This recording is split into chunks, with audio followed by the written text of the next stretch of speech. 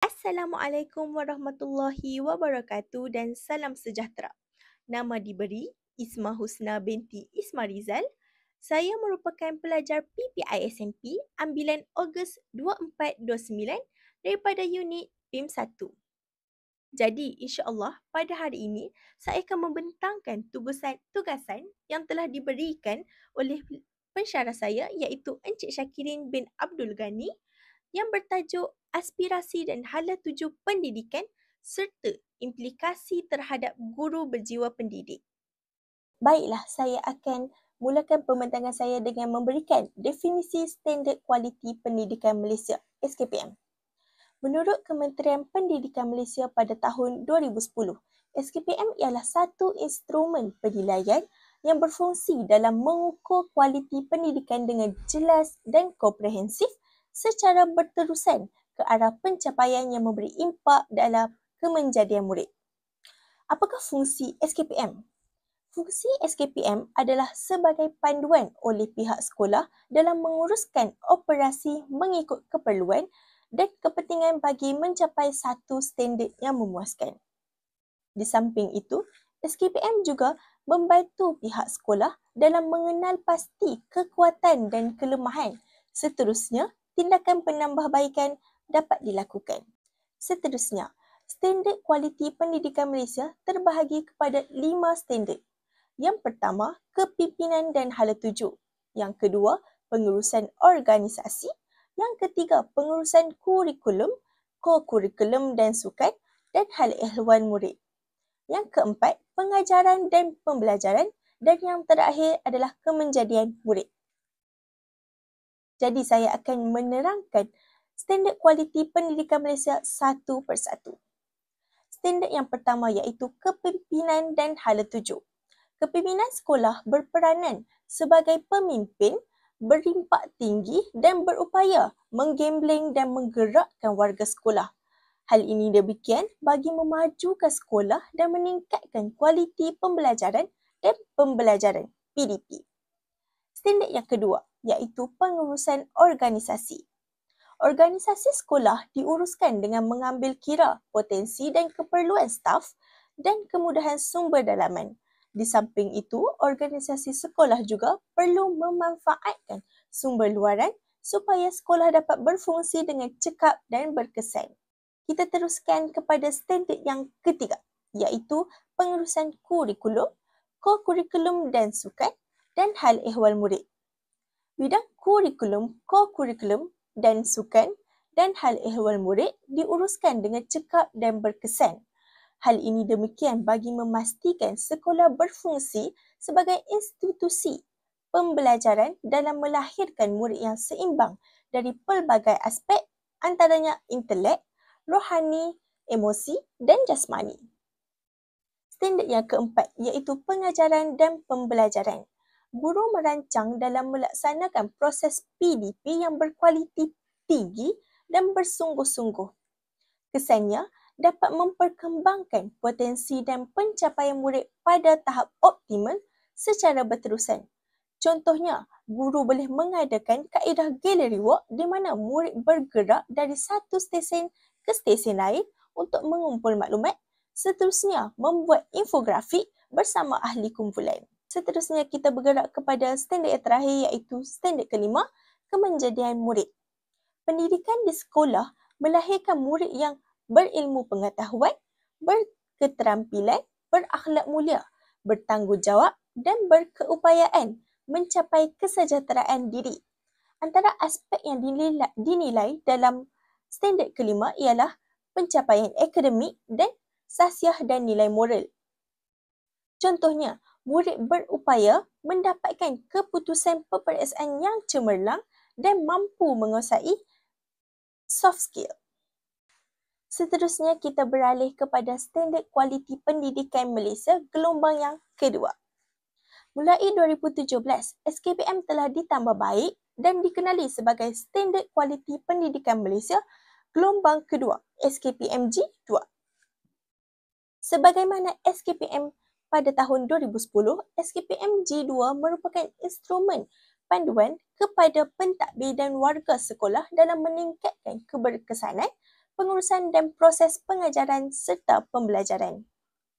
Instrumen SKPMG2 berorientasikan tindakan, mementingkan kualiti pendidikan dan berasaskan evidens.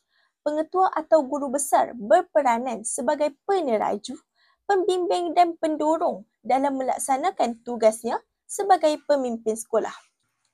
Seterusnya, kita bergerak kepada standard kualiti pendidikan Malaysia gelombang yang kedua. Standard yang pertama, kepimpinan. Standard kedua, pengurusan organisasi. Standard ketiga, pengurusan kurikulum, co-kurikulum dan hal ehwal murid. Standard keempat, pembelajaran dan pemudahcaraan PDPC. Standard yang kelima, kemenjadian murid. Seterusnya, kita bergerak kepada Pelan Pembangunan Pendidikan Malaysia, PPM. Mengapakah PPM diwujudkan? Kementerian Pendidikan Malaysia menyedari akan keperluan dalam melahirkan modal insan bertaraf dunia. Maka KPM telah menghasilkan Pelan Pembangunan Pendidikan Malaysia PPM bagi menyediakan pendidikan terbaik untuk semua murid. PPM telah diperkenalkan pada tahun 2013 untuk tempoh 13 tahun sehingga 2025. PPM telah dibangunkan dengan menilai prestasi dan membandingkan dengan tanda aras antarabangsa. Pelan ini berfokuskan kepada pembangunan dan perkembangan serta menambah baik sistem pendidikan secara berterusan. Kita teruskan kepada objektif Pelan Pembangunan Pendidikan Malaysia. PPM telah diarangka berasaskan 3 objektif.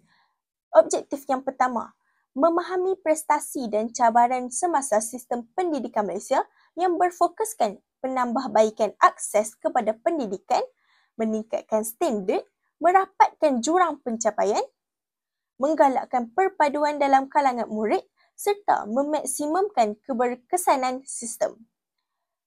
Objektif yang kedua, mewujudkan visi dan aspirasi yang jelas untuk sistem pendidikan dan setiap murid bagi 13 tahun yang seterusnya sehingga 2025.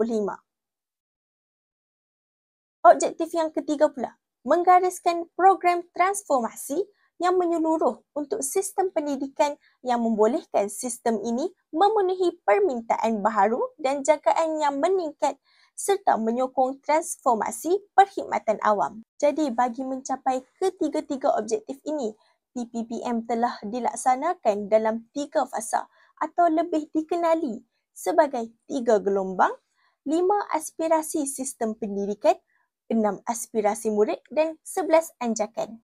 Baiklah, saya akan menerangkan dahulu 5 aspirasi sistem pendidikan negara. 5 aspirasi sistem pendidikan negara terdiri pada akses, kualiti, equity, perpaduan dan kecekapan. Akses.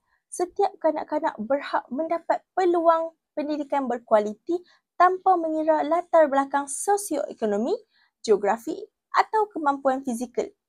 Contohnya, program Zero Reject Policy yang telah diadakan oleh Kementerian Pendidikan Malaysia pada tahun 2019 di mana program ini diadakan bagi memastikan tiada murid berkeperluan khas atau tanpa dokumen pengenalan diri tercicir daripada pendidikan. Yang ketiga, equity, di mana semua murid diberi peluang yang sama rata, terutamanya murid daripada luar bandar, miskin dan kurang upaya. Oleh hal demikian, ia dapat mengurangkan jurang pencapaian antara kumpulan murid dari pelbagai latar belakang. Yang keempat, perpaduan, membangunkan sistem pendidikan yang memupuk semangat kebersamaan, toleransi dan patriotisme dalam kalangan murid dari pelbagai kaum dan agama. Di samping itu, sekolah juga dijadikan sebagai medan perpaduan nasional. Yang kelima, kecekapan, memastikan penggunaan sumber yang cekap bagi mencapai hasil pendidikan yang lebih baik, sistem pengurusan pendidikan yang lebih accountability dan telus. Contohnya, penggunaan teknologi dalam pengajaran dan pengurusan data sekolah seperti sistem analisis peperiksaan sekolah, SAPS. Seterusnya, kita bergerak kepada 6 aspirasi murid. Yang pertama, pengetahuan, kemahiran berfikir, kemahiran memimpin, kemahiran duibahasa, etika dan rohani, dan identiti nasional. Pengetahuan. Setiap murid perlu menguasai kemahiran literasi dan numerasi untuk melengkapkan mereka dengan pengetahuan asas. Pengetahuan yang diperolehi juga perlu diaplikasikan secara kreatif dan diseimbangi dengan kemahiran pembelajaran abad ke-21. Yang kedua, kemahiran berfikir. Murid perlu menguasai kemahiran berfikir secara kreatif, kritis dan inovatif untuk bersaing di peringkat global. Kemahiran ini membantu mereka menyelesaikan masalah, membuat keputusan yang bijak dan menyesuaikan diri dalam pelbagai situasi. Yang ketiga, kemahiran memimpin. Murid perlu memiliki sifat pemimpin seperti kebolehan mempengaruhi orang lain dari aspek secara positif, bekerjasama serta membuat keputusan yang tepat dan berkesan. Aspek ini telah melatih murid menjadi pemimpin yang mampu memandu kumpulan ke arah kejayaan. Yang keempat, kemahiran dwibahasa. Bagi menguasai bidang sains dan teknologi, penguasaan bahasa Inggeris amat penting. Hal ini kerana penguasaan bahasa Inggeris amat penting supaya murid mampu bersaing di peringkat antarabangsa. Murid juga digalakkan mempelajari bahasa tambahan seperti Mandarin, Tamil, bahasa Arab dan lain-lain lagi.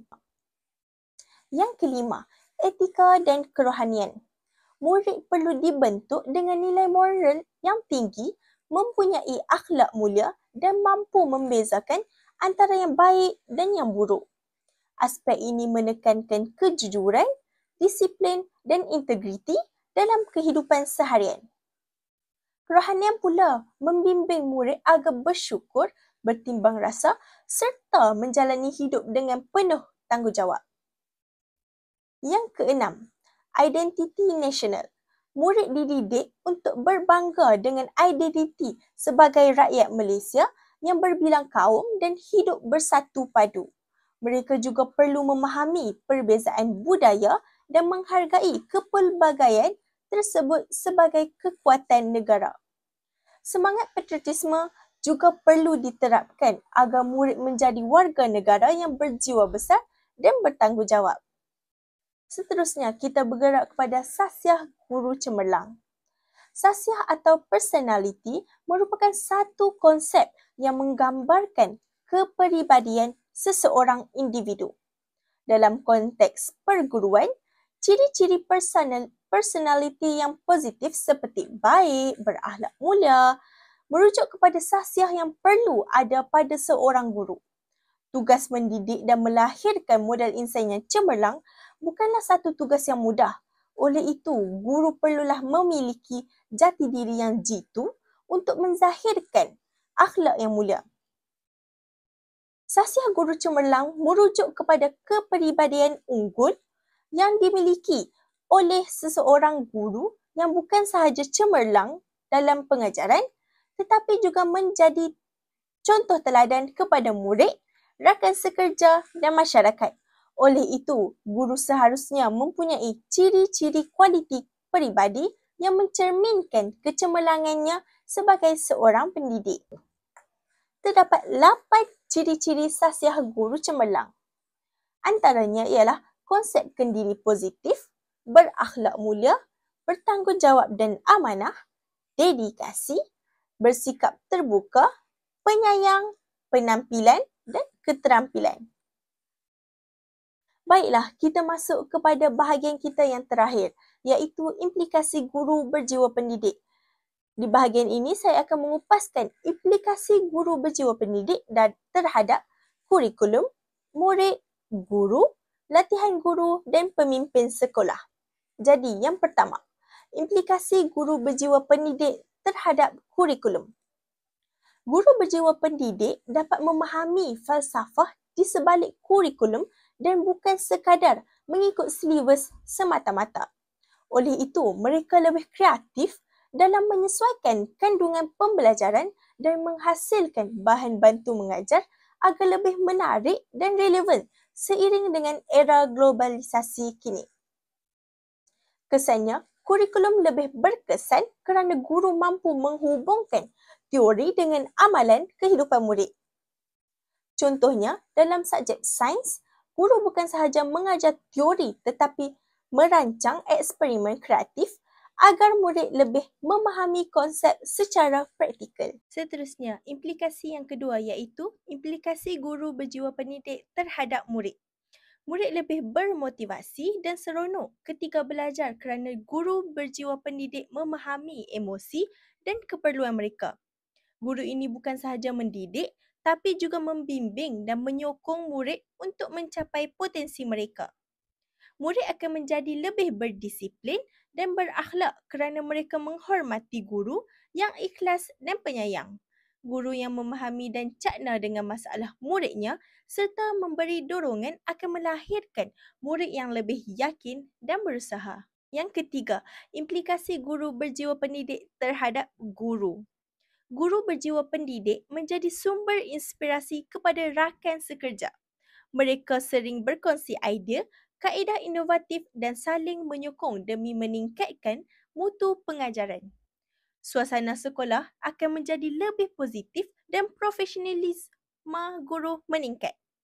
Contohnya, seorang guru yang mencipta teknik baharu dalam mengajar matematik ataupun apa-apa subjek berkongsi kaedah itu dengan guru lain. Ia dapat memudahkan pembelajaran untuk semua murid. Yang keempat, implikasi guru berjiwa pendidik terhadap pemimpin sekolah. Pemimpin sekolah lebih mudah membentuk budaya kerja positif apabila guru bersikap dedikasi dan berjiwa mendidik. Guru ini membantu memajukan sekolah dengan menjadi tulang belakang program, akademik dan kurikulum. Pemimpin juga lebih mudah melaksanakan perubahan kerana guru sedia bekerjasama dan terbuka menerima sebarang inovasi. Dan yang terakhir, program sekolah penyayang menjadi lebih berkesan apabila guru berjiwa pendidik memimpin inisiatif seperti Guru Penyayang Murid Cemerlang, di mana setiap guru menjadi mentor kepada murid yang berisiko keciciran, membantu mereka dari segi akademik maupun emosi. Implikasi yang terakhir, implikasi guru berjiwa pendidik terhadap latihan guru. Guru berjiwa pendidik menunjukkan kepentingan latihan berterusan bukan hanya untuk naik pangkat, tetapi demi menambah ilmu dan menambah baik pengajaran. Latihan guru lebih berkesan kerana mereka hadir dengan sikap ingin belajar dan memajukan diri. Model latihan guru juga lebih bersifat praktikal dan berfokuskan kepada pembentukan sahsiah pendidik bukan sekadar teori. Contoh, seorang guru yang sentiasa menambah baik kaedah pengajaran beliau dengan menghadiri bengkel dan teknik untuk menambah ilmu agar dapat menghasilkan pembelajarannya lebih menarik dan interaktif pada masa akan datang. Baiklah, nampaknya kita telah tiba di pengakhiran pembentangan. Kesimpulan daripada pembentangan saya pada hari ini, kita dapat simpulkan bahawa aspirasi dan hala tuju pendidikan negara bertujuan melahirkan generasi yang holistik, berilmu, berkemahiran dan berakhlak mulia demi membangunkan negara bangsa yang maju dan bersatu padu. Dalam merealisasikan impian ini, guru berjiwa pendidik memainkan peranan yang amat penting. Mereka bukan sekadar menyampaikan ilmu, tetapi turut bertanggungjawab memastikan kurikulum dilaksanakan dengan berkesan, membentuk sahsiah murid dan menjadi model peranan kepada rakan sekerja serta murid. Selain itu, guru berjiwa pendidik juga membantu pemimpin sekolah membina budaya kerja yang positif, menyokong pelaksanaan inovasi dan menjayakan program pembangunan murid serta sekolah. Akhir kata daripada saya, guru berjiwa pendidik adalah nadi kepada kecemerlangan sistem pendidikan. Sekian daripada saya. Terima kasih.